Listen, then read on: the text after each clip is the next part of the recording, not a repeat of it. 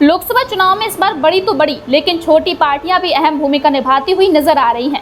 जहां एक तरफ गठबंधन से बीजेपी को झटका दिया जा रहा है तो वहीं दूसरी तरफ छोटे नेता लगातार बड़ी पार्टियों की चिंता बढ़ा रहे हैं। लेकिन अब एक दलित नेता ने दूसरे दलित नेता की ऐसी चिंताएं बढ़ाई हैं कि पूछिए ही मत। दरअसल ये मामला चंद्रशेखर आजाद और मायावती से जुड़ा हुआ है।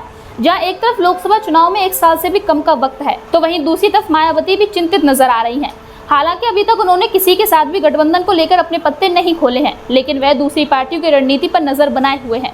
लेकिन अब चंद्रशेखर आजाद ने ऐसा काम किया है जिससे मायावती की चिंताएं और बढ़ गई हैं। आपको बताएंगे कि ये पूरा मामला क्या है, लेकिन उससे पहले आप हमें कमेंट करके जरूर बताएं कि लोकसभा चुनाव में आपके क्षेत्र में कौन सी पार्टी मजबूती के साथ खड़ी है। अब बात करते हैं चंद्रशेखर आजाद और मायावती की। लोकसभा चुनाव की तैयारियों में जुटी बसपा प्रमुख मायावती ने दिल्ली को डेरा बना लिया है। माना जा रहा है कि पश्चिम उत्तर प्रदेश में आजाद समाज पार्टी और भीम आर्मी चीफ चंद्रशेखर आजाद के बढ़ते प्रभाव से मायावती चिंतित हैं। सवाल पूछे जाने पर चंद्रशेखर आजाद ने मायावती की लंबी उम्र की कामना की। उन्होंने कहा कि राजनीतिक प्रभाव सफल उसी व्यक्ति का माना जाएगा जब दलित का उत्थान होगा।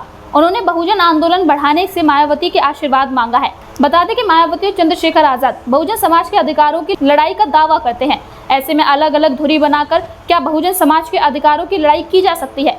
इस पर चंद्रशेखर आजाद ने कहा कि दूर रहकर भी मायावती से सीख रहा हूं। अलग अलग होने के बावजूद उन्होंने विचारधारा में एक साथ होने की बात कही। नाइंसाफी के खिलाफ मायावती की लड़ाई और संघर्ष की सराहना करते हुए भीम आर्मी चीफ चंद्रशेखर ने कहा कि महिला होने के नाते रास्ता आसान नहीं था। उन्होंने मायावती को गुरु के तौर पर आदर देने की बात कही। बहुजन की राजनीति पर चंद्रशेखर आजाद ने कहा कि प्रयास जारी है। उन्होंने दिल्ली में बड़ा आंदोलन करने की बात भी कही। बीजेपी सरकार पर निशाना साधते हुए भीम आर्मी चीफ चंद्रशेखर आजाद ने कहा कि सामाजिक कार्यकर्ताओं पर हमले करवाए जा रहे हैं। विपक्षी नेताओं पर ईडी और सीबीआई की जांच छोड़ी जा रही है। उन्होंने बताया कि जंतर मंतर पर होने वाली रैली में बीजेपी सरकार के हमलों का जवाब दिया जाएगा। रैली में शिरकत करने के लिए उन्होंने विपक्षी नेताओं से अपील की। बहुजन की राजनीति में आकाश आनंद का बढ़ावा मिलने पर भीम आर्मी प्रमुख को आपत्ति नहीं है। उन्होंने कहा कि अन्याय के खिलाफ संघर्ष का रास्ता आसान नहीं होता।